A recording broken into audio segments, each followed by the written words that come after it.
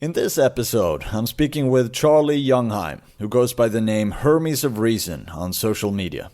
There you can find his videos explaining elements of the fallibilist worldview in a humorous and very accessible way. And I highly recommend you check out his content, especially if you enjoy our conversation, as Charlie is great on these topics. In the next hour or so, we cover several aspects of David Deutsch's marvelous book, The Beginning of Infinity. We discuss the idea of progress and its relation to problems. We touch on explanations and what differentiates good ones from bad ones. We go into David's fundamental discovery of what people are and many other related things. Now, Charlie is the only other person I'd marry if my wife left me and if he just grew some hair. So I hope you enjoy this conversation as much as I did.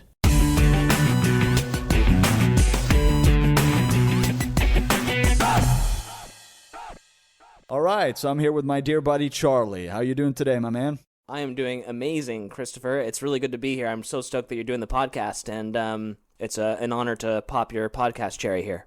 Oh, you stole my joke. That's awesome, dude. No, I'm really happy that you're here with me, actually. So just be gentle. I will. I thought that we could devote this first episode to talking about our favorite book of all time, Twilight, New Moon. It is the best book, bar none. I mean, the romanticism displayed and the sexual violence, nothing compares. And I would really like to do the whole podcast just about this book. So I'm glad you're having me on here, and we can focus on that. Yeah, and it's good also because I'm Team Edward and you're Team Jacob. So it will be kind of a nice, nuanced discussion, I think.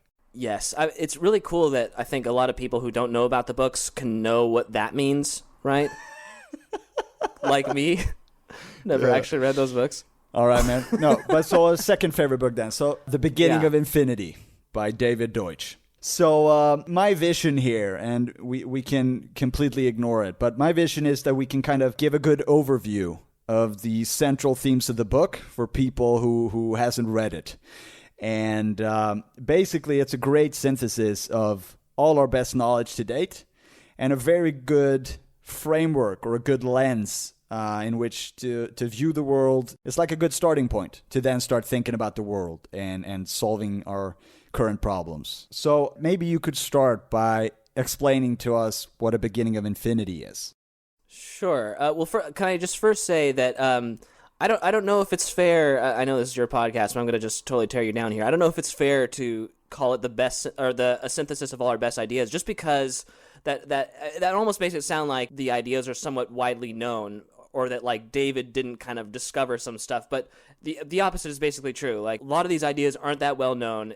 David made some discoveries in this book and developed Karl Popper's epistemology, his theory of knowledge, in such a way that, yeah, it's a bit alien, actually, the worldview that is laid out in the book, and yet it's still kind of, it does, I think, encapsulate something about, like, the best spirit, or, like, the spirit of the best qualities of humankind and culture, right, in such a way. But so since it is my podcast, I'm going to interrupt you there and then say that But why? I mean, even if they're not well known, the ideas can still be the best ideas that we have.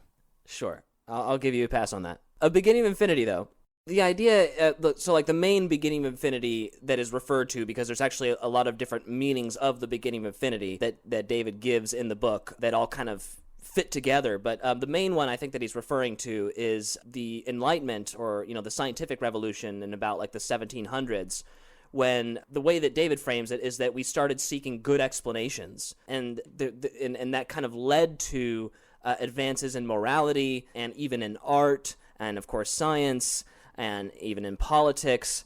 And essentially, David says that the quest for good explanations can go on forever and is actually the thing that undergirds progress in general for humanity, and that, like, the whole trajectory of progress that we've been on as a species, it's gone on and off here and there, and mostly off. Like, mostly human history consists of not much progress, or at least, it's very, very, very slow progress. But when the Enlightenment happened, it started happening at a rapid pace, and it was kind of sustainable.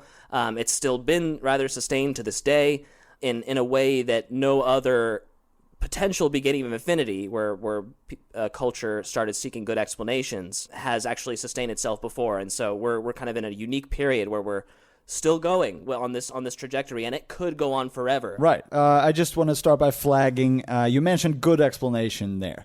And some people might be scratching their head and thinking, I don't know what that means. So we're going to get back to that a little later.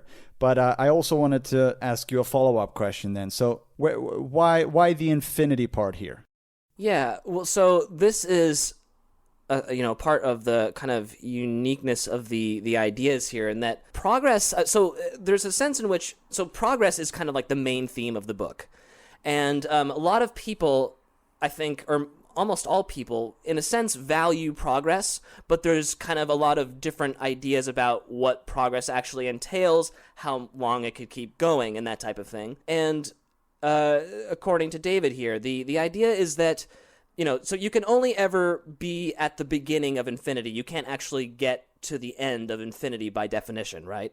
So if you're at the beginning of infinity, then you are at a point in which progress can continue forever, in principle, and every point along that way, you'll always be at the beginning of infinity. And so, you can't get to the middle, you can't get to the end. It's infinity, and by definition, so it's like that's the whole thing. It's like the kind of inspiring key here is that progress is in principle unbounded. There's nothing about the laws of nature, and David's a physicist, so this is kind of like this. He's a physicist / philosopher, or whatever you want to call it, but he ties in the fact that the laws of nature, the laws of physics, seem to not prohibit an unlimited growth of knowledge. And this is what he's saying that the Enlightenment was. It was this beginning of infinity, in that it seems to be this kind of really important time in the history of the universe, insofar as we know, that knowledge began its growth that is in principle unlimited. Again, most people value progress, but I think there's a very common idea that progress kind of happens either in a big kind of like leap, and then you're kind of at the end of progress, then it's like you're in a utopia or something like that, right? But by definition, this beginning of infinity idea says that there's not going to be a utopia in that sense. There's only ever kind of this ongoing progress, and it's in principle can go on forever. Right. And I think that most people have a pretty good view of, okay, progress in the conventional sense, what that means. We're moving forward. But David and Karl Popper before him put forth this idea of problem solving being the central thing that defines progress. And so I think we should go into the idea of a problem a little more. So a problem is basically, it doesn't have to be a practical emergency, like I forgot my car keys and I'm late for work. That could be a problem, but a problem just constitutes two or more conflicting ideas. And progress means that we are solving problems and moving on to better, more interesting problems in the unbounded ad infinitum way that you sketched out for us. This is a thing where common culture seem to think that the word problem is something, we use it in a derogatory way, as if a problem is something bad and something we want to avoid. And very central to this view is the idea that problems are inevitable. There's no such thing except for death as a problem-free state. And Karl Popper said that all life is problem solving, so it goes that deep. But what David does is, not only does he say that, problems are inevitable, and then leave people with the view that problems are bad and they're inevitable, so everything is shit. But instead, he comes with the idea that, but problems are soluble, and they're soluble given the right knowledge. Everything you said is right, and as you said, the prevailing view about problems is that, problems are bad, okay? So that, I think, alone causes a lot of confusion about what progress actually consists of, and as we're saying here, it consists of problem solving. And I think the one thing that you missed there was that there's such a thing as an interesting problem. And this is kind of what you hope scientists are working on, and even like an artist or something trying to solve some interesting problem of how to paint such and such given... Or even hopefully every person, in their own life. Exactly. I mean, that's the whole point. The whole point is that problems are fundamental in how we live our lives and make progress in our lives, and also with civilization at large. Yeah, and that it's not just that we're tackling problems that we have to, or that are bad and all this stuff, and that, like you said, that we're trying to get to this problem-free state, but it's that we have this capacity to never end this kind of problem-solving process. And if that were to end, that would mean an end to progress. And that would be, analogous to death, basically. Death is a problem-free state. That is, as you said, very counter to kind of a very mainstream idea about what problems and progress consist of. And yeah, problems and progress. You can't have progress without problems. And there is such a thing as interesting problems that you think are actually fun to solve. Kind of funny example is that, like, sometimes I like to play Call of Duty, and there are times when I'm like, I'm curious about how to beat this particular person in this way, or like do this particular move or something like that, and like in the game. And it's like you really can be problem solving, like with video games. Like you could be problem solving with just about anything. And so can you give a practical example of what you just said there? How could playing video games, what could be an example of a conflict between ideas there that would constitute a problem? So it's not always clear what the specific ideas are, and sometimes it's kind of more implicit. And so, I mean, the basic idea is just, if you want to get better, right? Like, if you want to improve, then there's problems that have to be solved. I might think that there's this guy kind of posted up in this one area of the map in the game, and yet I'm trying to figure out how to maneuver around the space that guy has control over, such that I can actually get to him and kill him. The problem there could be, okay, I don't like this fucking guy, he's too cocky and I want to kill him, but he's still alive. Well, it's not so much that. I actually wouldn't even frame it in those terms. It's not that, like, I ever... I think it's better to think of your problems not as, grounded in a person or like an identity, or a kind of comparing the identities, or like, that type of thing. It's really just about, like, and again, like, there's interesting problems. So it's not that, like, if I had that idea that he's like a douchebag and I just want to, and I want to beat his ass, and it's like, that doesn't really sound like, that might not actually be that fun, But, like, for me, it's fun because it's like, I'm trying to figure out how to just get better. And it's not really about beating the guy. It's about just like, this is kind of interesting. I want to figure out what the right strategy is or something. And it's totally about that, right? It has nothing to do with the fact that I think the guy's an asshole or whatever. But okay, so let's take that out of the equation. Let's say you want to become better at, is it called long jumping in English? When you just run and you jump? Yeah, I think so. You can jump a certain length, and like you said, you want to improve, you want to be able to jump longer than that. That could be a very simple example of a conflict. Yeah, right. Well, I mean, again, like I said, I think more often than not, problems kind of take an implicit type character, like, or form. Like, we're not always... I think a lot of times we're really not that specific about what exactly the ideas are that are in conflict, because that's as we said, what we put forth, the idea of a problem is a conflict between ideas. But I think, yeah, if we find we're kind of in the abstract here somewhat, and we're trying to kind of get down to base reality. But I think that the closer you are to base reality, the more specific you are about what ideas exactly, what the content of them are that are in conflict. And so. Yeah. No, I completely agree with you that so much of our thinking and our ideas are inexplicit or even unconscious. So I'm with you there. But so I just want us to be, since there's a lot of things here that can be very abstract, try to be very clear-cut and simple with examples. But also that talking to you right here, the whole point of this podcast is I want to learn as we go along. So, I mean, neither of us are purporting to be great, infallible philosophers of any sort. So I love this back and forth. Speak for yourself. This is how I wanted to speak for yourself, man. Okay. Yeah, it's the fucking Hermes of Reason. I'm at the real Hermes of Reason, okay?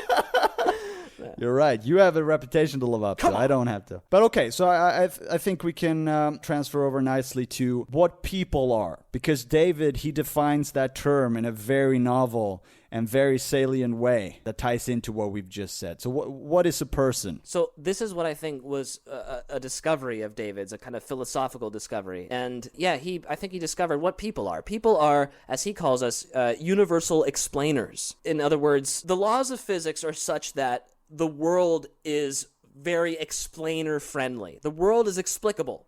We can explain it, and our progress, with, again, science, morality, art, yada, yada, politics, and these things have improved because our explanations have improved. And so our quality of life and the quality of the world has improved given our kind of capacity to ongoingly create better and better explanations. And so it's like, I think that the subtitle of The Beginning of Infinity, the book, is Explanations That Transform the World. So the thing here is that most mainstream rationalist ideas, or the worldview that is espoused by like atheists and all that, is that people are not fundamental, that we're kind of bound by our biology in some sense to live the life that we're basically already programmed to do. But the fact is that at some point in our human evolution, according to David, and this is one of the other kind of momentous things that he brings up in the book, is that at some point in our evolution, there was some kind of qualitative difference that happened, where instead of just kind of the normal biological life form thing where we're always just running on our programs that are just there already, somehow Homo sapiens and probably like Neanderthals and our kind of other ancestors, our cousins or whatever, we hit upon a different type of program in our brains that allows for creativity. And that creativity program allows us to create explanations. And again, given that the world is explicable, like kind of at the deepest level, this actually ties us to like nature or the laws of physics, reality, at the deepest level. And so, as I said before, for the most part, the kind of atheist worldview says that people are not fundamental, not important. But this is pretty much an atheist worldview, because there's no invocation of God within the book or any of his other work. I'm pretty sure he is an atheist. And yet, we are actually that significant. People are that important in the grand scheme of things. And there's actually kind of a really interesting analog here, too, with the whole, again, David's an atheist, so it's not like he's a Christian, but I think that there's an interesting kind of Christian analog here with the idea of, man being made in God's image and stuff like that. There is a kind of like approximation to that somehow. And I mean, that's something that science has been striving to get away from. And that's kind of where that view has arisen from, that we shouldn't think we're anything special, because now we've refuted religion. Those have been some of the philosophical implications of certain scientific discoveries, like the fact that the universe doesn't revolve around the Earth and that type of thing. But that has led to an unfounded pessimism about people and what we can do. And I just wanted to touch on, you said, the world is explicable. And I know that some people use the arguments of, but maybe there are, maybe we can't understand the world. But then you have to look out and look at the airplanes, or explain how you can use Netflix, or how we can talk now in real time for free across the world. That is not coincidence. That doesn't just happen. That happens because we do understand something about the world. And I wanted us to define, like we said before, the idea, or rather explain what a good explanation is. Because you mentioned that people can create explanations. That is what is unique about us. So what is a good explanation? Well, a good explanation is basically, like, if you have a good explanation, you actually understand a thing. It's about understanding. Understanding doesn't entail having just memorized the facts or that type of thing. I think David said in his first book something like, I've never wanted to, know the fall of every sparrow or something like that. Like, why? Like, what's the point in that? But if you want to actually understand how something works, you have to kind of seek a good explanation for how and why it works or that it is. Yeah, so a good explanation is an explanation that's hard to vary, which means that the content of the explanation has details such that if they were changed at all, that explanation would no longer actually explain the phenomena it was set out to explain, or rather solve the problem that it was set out to solve. And so that brings us to the other side of the coin, which is a bad explanation. And a bad explanation is an explanation that's easy to vary. It has contents that if you could change about freely, and then it would still purport to solve that problem or explain that phenomenon. But really, it's like, and so what's so cool about this is that, so David has a TED Talk where I think he says something to this effect, like that there's no real consensus on like how reason like actually works, or like how progress actually works and all this stuff. But and then he was like, but I'll tell you. I'll tell you what it is. And it's this quest for good explanations, that we seek to understand things better and better by trying to find explanations that are hard to vary for those phenomena. Okay, so basically, just to reiterate what you said there. So an explanation, first of all, is something that is trying to explain a part of reality, why and how it is the way it is. And you mentioned a bad explanation as something as being easy to vary. For instance, if I want to explain anything, let's say I come home and my couch is gone. I'm trying to learn using more examples. So my couch is gone and I need to explain why this is, right? And I say, okay, well, God did it. Mm-hmm. God did this. Okay. Well, look at the brain on this guy. Yeah. And it's very likely that I would conjecture something like that. That is a bad explanation because, well, firstly, I could have used that to explain anything, which means it's not explaining anything. It's not giving me any information. And secondly, I could just as well have said, no, it wasn't God, it was the devil. Or it was magic, an evil wizard. I couldn't choose between these explanations because they're all equally bad. There's nothing that would make me choose one over the other. Right. They're all strangely like the same thing. Even though like you're saying wizard versus a witch or God or the devil or whatever, like they're all kind of just completely failing in the same way to explain why your couch is gone. Exactly. And so a good explanation would be, in line with what you said, something that's harder to vary. And it's hard to come up with a good explanation of on the spot. But let's say, yeah, okay, so we were going to sell our couch on Craigslist. We call it Block It in Sweden. And I knew Sadie was going to do that this morning, put up the ad, and when I come home from work, it's likely that she has sold the couch. Someone has bought it. And you like already knew about this, and you're coming home and then postulating that it was God. Like, what the, like, did you have a stroke at work, man? Like, no, that's just how great I am intellectually. Yeah. That's why I want this podcast, man. Oh, yeah. You deserve it. Yeah. But okay, so then we have a fairly good view of what makes a good explanation and how it differs from a bad explanation. So, I want to go into a little more how knowledge works and the prevailing view before Karl Popper and then David Deutsch expanded on this.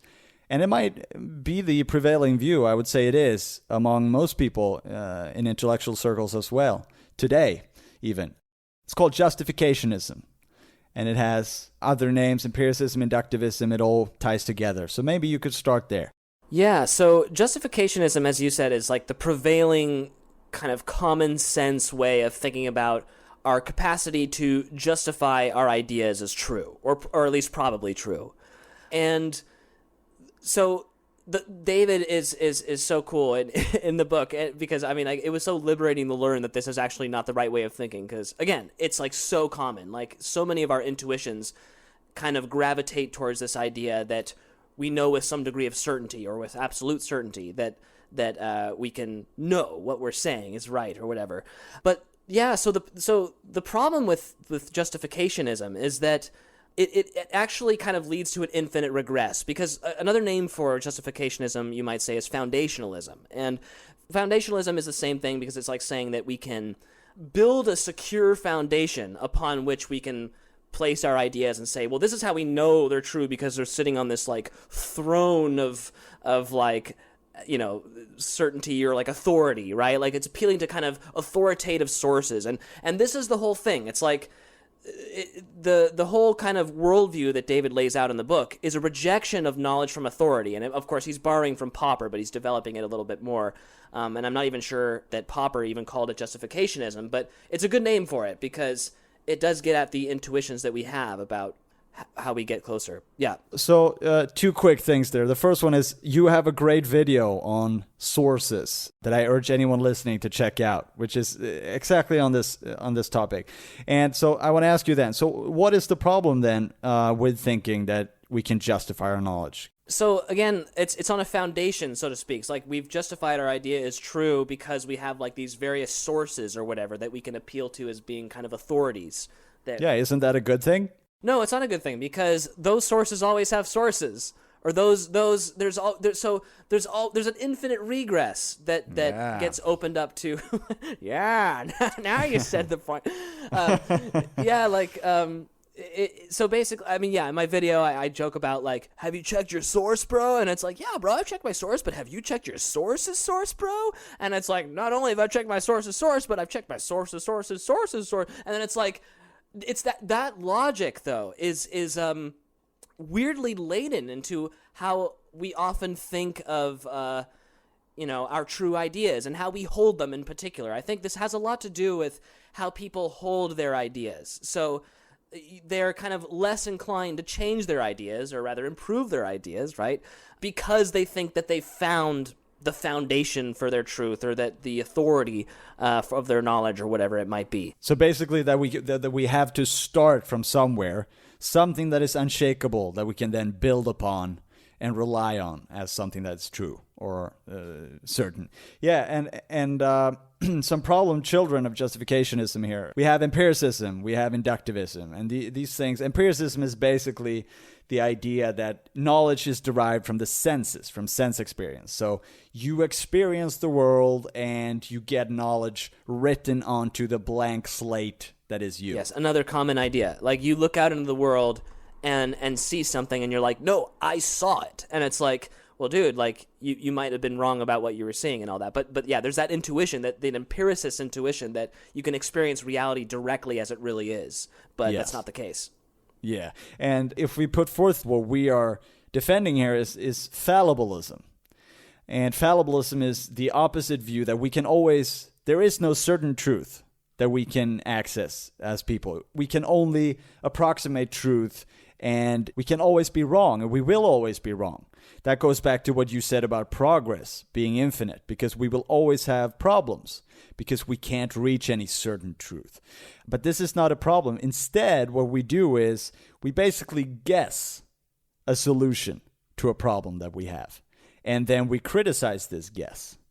And I thought we could go into that a little more, but first I just wanted to say that theory-laden, the concept that Popper put forth, what does it mean that experience is always theory-laden? Why is there no such thing as just purely observing the world as is, and that can be your foundation? Yeah, so there's a kind of miraculous thing here that people don't often think about, and I think when they do think about it, they turn into like a Buddhist or something, or I don't know, but like the whole thing about how our experience of the world, however illuminated, I'm looking out right now at my window and it's like a beautiful sunny day, this is all actually happening. This kind of experience is happening within the pitch black space that is within my skull, like in my brain and all this stuff. How is that happening, right? It's like, it can't be that I am actually looking out into the world and the world is like coming into me through my eyes, and then how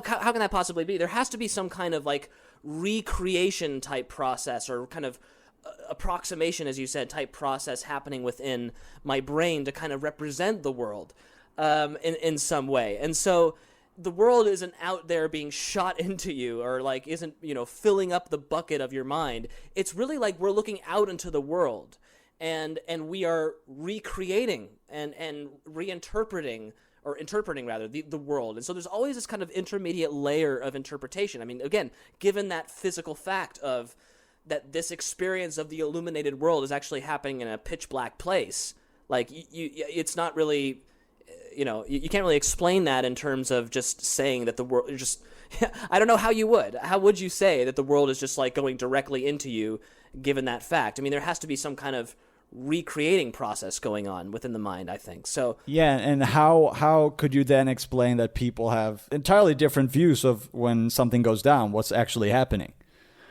if it was just purely streaming into your mind unaltered? But I really like the example you put forth here with the the brain being in a thick skull, and it's not in direct contact with the world at all. It's getting electrical signals through the sense organs. And then it has to guess, okay, what the fuck is this that's coming in?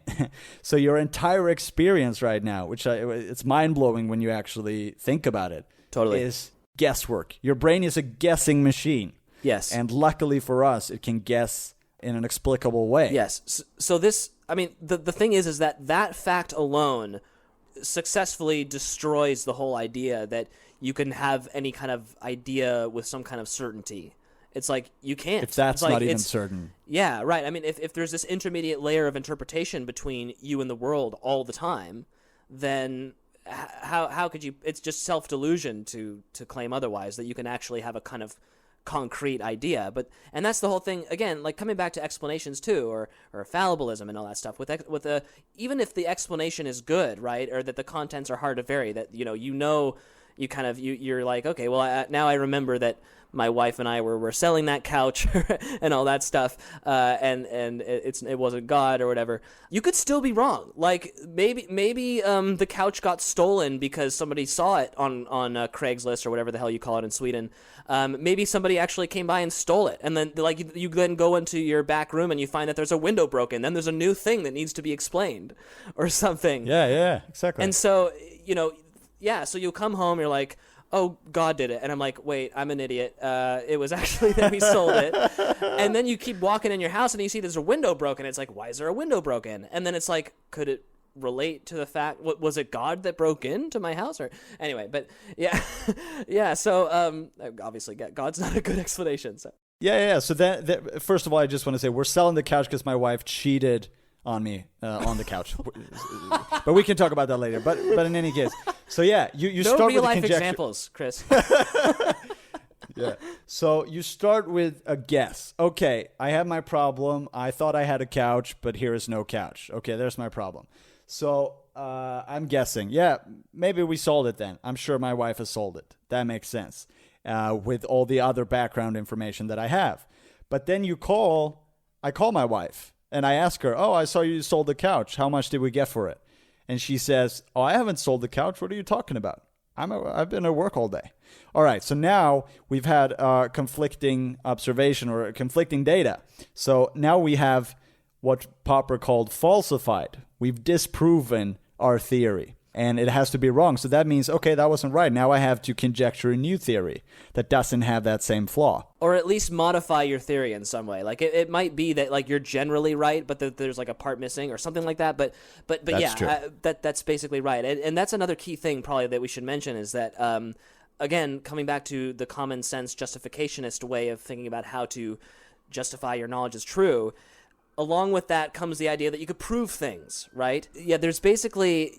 You can Popper kind of showed that you can only disprove things, or you can only show that some idea is not right given some observation, but no observation can say that the idea is right in a way that you can kind of just leave it at that. It can't, I mean, like, it's not that, like, when you find a good explanation, then it's done. Like, the good explanation could still always be wrong in some way, right? Or invariably it is. And again, coming back to this unending quest for good explanations that we can embark on, that is a necessary condition that there always is some inconsistency, some kind of thing wrong. And I mean, so I'm not a physicist, I don't know that much about physics, but I just, I know very superficially that the general relativity idea about, Einstein's idea about classical mechanics is inconsistent with quantum mechanics in various ways. And so it's like, those are yet two very good explanations that a lot of predictions coincide with. Like, we were able to kind of actually discover the presence of a black hole not too long ago. And again, fallibly, right? Maybe it's something else. The idea is that, and even though we're appealing to this explanation process as being kind of the way that we make progress, it's not as though that once we've solved a problem that it's final. The solutions are always tentative. Yes.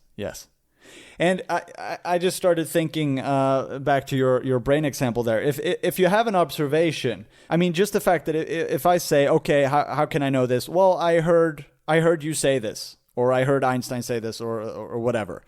I could have heard that person wrong. How can I in any way prove to myself or anyone else that what I heard was actually what was being said? Because my senses are fallible. It's the same if I see something with my own eyes. And I'm a cognitive science student, and we know that memory, for instance, is very, very fallible. So people can have extremely vivid memories of something going down that are completely false. Even there have been studies where you can implant false memories and convince someone so they feel it's as real as any memory they ever had, but it's never happened. So that is just, to me, that's a very, very liberating thing, because like you said in the beginning, it opens up for infinite progress. There's never a problem that I can't solve. And if I'm feeling bad, if something is not going the way I want it to, there's a way to change that, which wouldn't be the case if I could have certain knowledge. Well, so that's a really important thing to say there, because a lot of people's intuition, and again, it's just so undergirded by that justificationist way of thinking that, like, if you can't have certain truth, then what the hell is there? You know, like, the world is upside down, and it's all relative. Yeah, right. And that relativism follows, or that nihilism follows, and all this stuff. But that's not the case. Like, the fact that we can make progress is a real thing. Like, you have to explain progress somehow. Like, you are solving problems, or you are not. And so I mean, like, you know, we create things like the iPhone and the keyboard I have here, or I don't know, this water container that I always have with me. Like, we've done these things. We've transformed the world, created, you know, invented, you know, things in the world. We went to the moon, which I know is debatable, maybe to 20% of our audience here. No, it's definitely fake. But, yeah, but like, you know, we've really done things, you know, and it's like, it can't be that it's all relative if we've really done things. I know it's kind of like a kind of broad way of saying it, but... No, but I mean, it goes hand in hand with what I said before. If you think that everything is relative and there's nothing we can know, then how the fuck can you be how can you be typing that on your computer into Twitter out to millions of people? Like, if we don't know anything about how the world works. Right. And it makes no sense. Exactly. Not only that, it's still purporting to be a claim about objective reality. If you say that all of our knowledge is relative, that's still an objective claim about, you know, that the objectivity versus the subjectivity of our knowledge is what's in debate here. So it's like, if you're saying that all knowledge is subjective, you're making an objective claim. You can't get away. I think you can't get away from objective criteria. Like, you know, no matter very how, nice. Yeah. To know. And I just want to give us a similar argument and a shout out to Dennis Hackathall, I think. He makes a podcast called Artificial Creativity. He has a very simple refutation for empiricism. I don't think it's his, but I've heard it from him, which is that, empiricism says that all knowledge comes from the senses. But I mean, that sentence of empiricism itself isn't derived from the senses.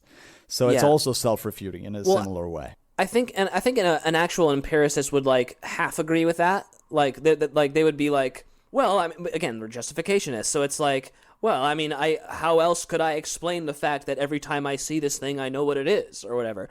But then it's like, but dude, like you're still coming, like, where is that idea that it's true coming from? Right? It's like, it's not. It's like.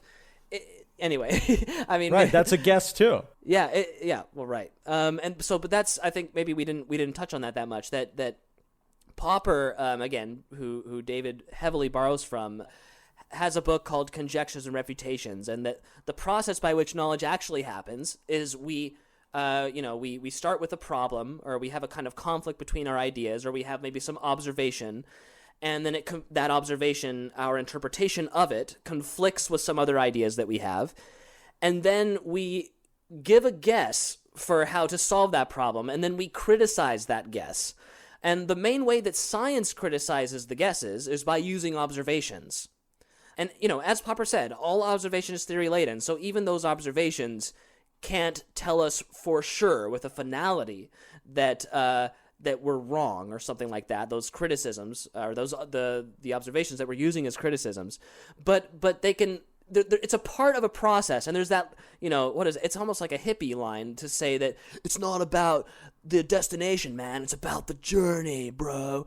And it's like, this is actually the case with the growth of our knowledge, and that kind of it's about the journey, not the destination thing, that is inconsistent with most people's intuitions about the things that they think they know, and yet it's totally true. Like, it is always the kind of this ongoing path that we are embarking on, rather than ever stopping at a point and claiming finality. And that's just so liberating to me. I might have said that before, but I love this worldview opens up so much psychologically, I feel like. I know that David didn't mean for the book to be a self-help book, but I actually recently, the other day, was thinking about how all thoughts must be conjectural then, and how if people truly understood this, that anxiety and depression would probably plummet. Because as far as I can see, arguably, the reason for depression is because you are taking certain ideas about how the world is shit or how you are bad or not good enough as certain truth that is indisputable. And that's how you're interpreting the world. But if you realize that that's a guess and you might be wrong about that, that blew my mind when I figured that out. Yeah, I don't know if I have anything to add to that. But I guess that The Beginning of Infinity, as you said, is not meant to be a self-help book. And it's not a self-help book, but it does have self-help-like implications, right? It's like there really are implications to the worldview laid out in that book that... Yeah, and it's rather that the world... I love interrupting you today. But it's just like the worldview is... Like, the world is not out to get you. And with the right epistemology, life is actually fun. And like you said, problems are interesting. The idea that you have problems that are a bad thing is using the wrong epistemology. You don't have to feel bad solving your problems. And that's just a great thing. All right, man. So I thought we could move on to optimism and Deutsch's principle of optimism, which is a very interesting thing. But I know that we managed to get one of our role models in the studio video with us here today. So maybe Brett Hall could introduce optimism to us. Go ahead, Brett. Yes, hello everyone. It's me, Brett Hall, and I'm just here to tell you about optimism and how it's so important that I sound sort of British sometimes when I'm doing Brett Hall, but yeah, this is Brett Hall. I don't know, man. Hey, Brett, I'm sorry, dude. Hey, just tell me if you don't like it. I'll keep imitating you if you like it, but just hit me up, Twitter DM, hit me up, and let me know if that's okay or not. All right. All right. So, back to Charlie, I guess. Yeah, I know. I had to interject. So it's not optimism in the conventional psychological sense of, I'm just going to do nothing and hope everything is going to work out like an idiot. It's much deeper than that. So do explain. Sure. So basically, optimism in the David Deutschian way of framing it is that all evils are due to lack of knowledge. And what this is emphasizing is the inherent creativity of people, that people are able to solve their problems via creativity and reason or problem solving. And so, as you said, so I've actually been criticized of that very thing before, like in particular with climate change, that like my view of being optimistic about it was that I'm just going to sit around and not doing anything about it. But I think that there's a really important thing here. It's like, optimism is kind of about like what problems you actually have and want to solve. It's not about what somebody else thinks you should solve or something like that. And so it's like, yeah, this person was telling me that like I'm being lazy or whatever, like, with this kind of optimism. But I think that, so when I sit down to make a video, right, I can't know, like kind of, in principle, I can't know in advance exactly how it's going to look. So like usually when I make a video, I don't really have a script prepared or anything like that. It's mostly improv. And so improv is like a pretty good example. Yeah. No, improv is a good example of this optimism though, because improv kind of doesn't know in advance what solutions are going to be created to solve the problems in a given moment. And so it's like there's something like unscripted about, well, the creation of knowledge so the point that David makes is that Popper makes, but David, develops, is that the growth of knowledge cannot be predicted by definition. It's like if we knew how to grow our knowledge in advance, we wouldn't need to grow it. It would just already be there, right? We would already know it. Yeah, if we knew about internet before internet came, then we would have invented it. We would have made it. Yeah, then we knew about it. It makes no sense. Yeah, right. No, that's a word. You made it. Yeah. It's a Swedish word. Yeah. But yeah, so the whole point is that, you can't know in advance what solutions you're going to create to solve the problems that you have. Like, you might know the problems you have, but you're not going to know the solutions in advance, otherwise you'd implement them, right? And that's the point. All evils are due to lack of knowledge, so once you do know them, you'll implement them. So how does this relate to the climate issue right now, and how most people, and a very important Swedish figure, a prominent figure, is Greta Thunberg, I suppose. And all the power to her for doing what she believes in, but there's something deeply pessimistic in the line of argument she takes. If you could outline that a little bit. Yeah, so basically, the whole problem that's outlined there with the mainstream climate debate is that the problem is willpower. The problem is people, that people are lazy and all this stuff. But as our friend Luli Tannett tweeted not too long ago, at Reason is Fun, by the way, she said something like, willpower is what you resort to when you're pessimistic about actually solving the problem. And so, in other words, willpower is like when you notice you have a conflict, right? On the one hand, you let's say, think that climate action is good, you should do something about climate change, but on the other hand, you kind of don't want to, It's like I would rather just kind of eat my meat. I would rather fly my planes and drive my Lamborghini or whatever the hell it is.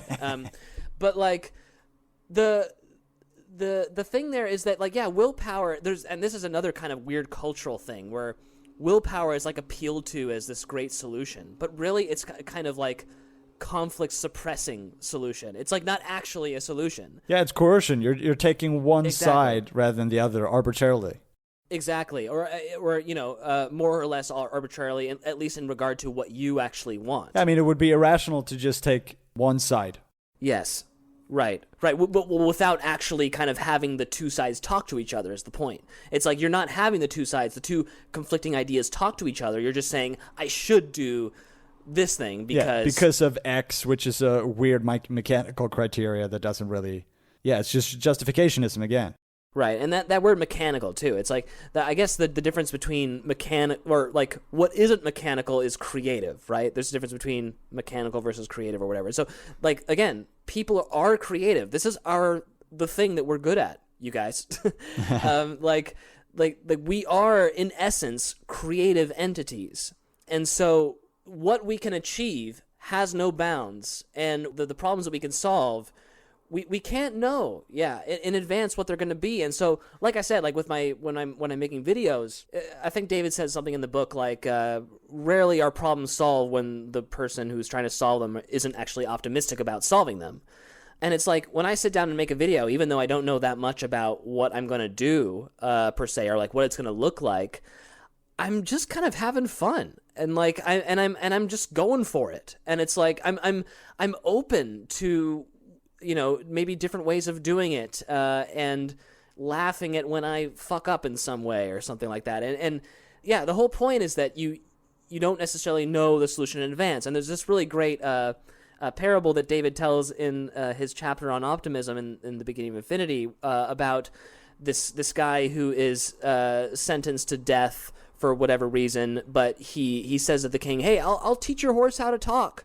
And if I do, will I, I'll not get the death penalty?" And the king's like, "Okay, well, sure, I really like my horse," or whatever. But it's like, then so this guy's in jail, and somebody asks him, like, "Dude, like, what made you make this type of bargain with the king?" And the guy was like, "Well, I don't know. I mean, like, the king might die, I might die, or the horse might talk," or whatever. And it's like he might learn a way to make it seem like the horse is talking, or he might think of a better thing to offer the king, or whatever. And it's like this prisoner is an optimist because he is leaving the solution to his problem open, even though like the immediate problem situation to him has to do with like prison bars and the law or whatever it is.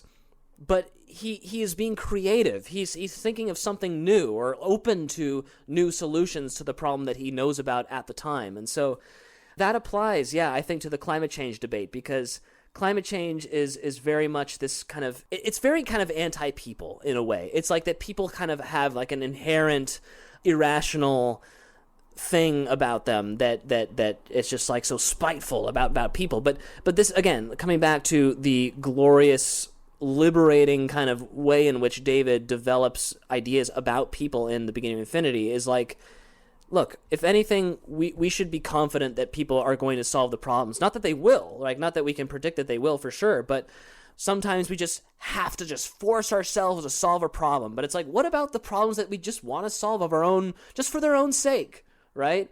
Like, we just want to know what it would be like just because it sounds fun and cool. To solve that problem. And I know that David, in an interview somewhere, he got asked the question of if someone only wanted to learn the piano, or talking about playing the piano as a derogatory thing, or not as worthy as working on quantum physics or anything else like that. And I know David pushed back on that and said that all knowledge is unified, and the growth of knowledge doesn't differentiate between different things. Like we can't know by the fact that you said that it's unpredictable in principle, the growth of knowledge. We don't know what knowledge will be important to solving our problems in the future. Just to interject, so I don't know if we mentioned the reach of explanations, which is the title of the first chapter in The Beginning of Infinity. And so not only can explanations be good or bad, they can have reach. And I think that one of the deepest reaching explanations that we have is this kind of shift from justificationist to fallibilist epistemology, or this optimistic epistemology, where it's not meant to solve, say, the climate change debate, and yet, in my mind at least, and in your mind it seems to, right? It's like the reach of the explanation that by creativity and reason we can solve any problem that stands in our way can apply to, well, any problem. Right? And however specific you want to get, this explanation actually goes into that territory. Just to make it nuanced here, I want to reiterate what you said before, that we could solve any problem in principle doesn't mean that we will. So it's good to keep that in mind, that it's still up to us to solve the climate crisis. It's just that people are not the problem. People are the solution here. And that's a radical change of view. So the thing about people is that people do create problems, but they also create solutions. That's the thing. It's like people aren't just inherently problem creators. They're also solution creators, Yeah, no, but also there seems to be this, on the side of, but people can create problems. And look at all these horrible problems we've created and how we've destroyed Mother Earth and the beautiful romantic nature that was before. Like the idea that the world was better. If we could just scale back to before the Industrial Revolution and just stop worrying about economic growth, and we all just lived in harmony and made love in the grass, and the water is clean and there's no inventions, human evil inventions. Like that is ego. All, that is all such bullshit. There's no way to look back, even a few hundred years, but even more so, like far back, and argue that we had it better than what we have now. So the idea, once again, is that there will always be problems, but the problems we have now are better than the problems we've had before. Most species in the world, 99% or something, has gone extinct.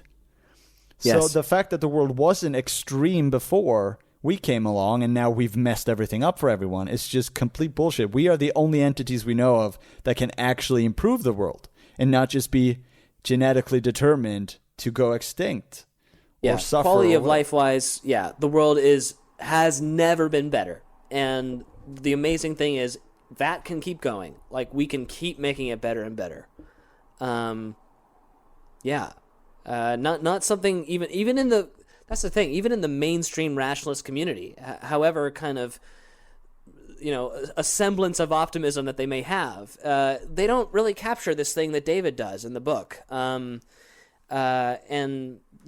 obviously highly recommend that any listeners who haven't read the book yet read the book, The Beginning of Infinity, and If they have read it, read it again. Yeah, I was just gonna say because I say so. Yeah, because you're the foundation, like you're the source. I'm an authority. Yeah, I'm the justified true belief. Yeah, absolutely. All right, Charlie, I'm getting mindful of your time here. So I'm very happy that you would come on and talk to me. I had a great time, and I've told you before, I want you to become my Paul Bloom for the people who have heard Very Bad Wizards. So you need to be a guest that comes back and keep charming my listeners. Yes. Let's be the Very Bad Wizards of Critical Rationalism. That'd be amazing, man. All right. Have a good day. You too, man. See you later. Bye.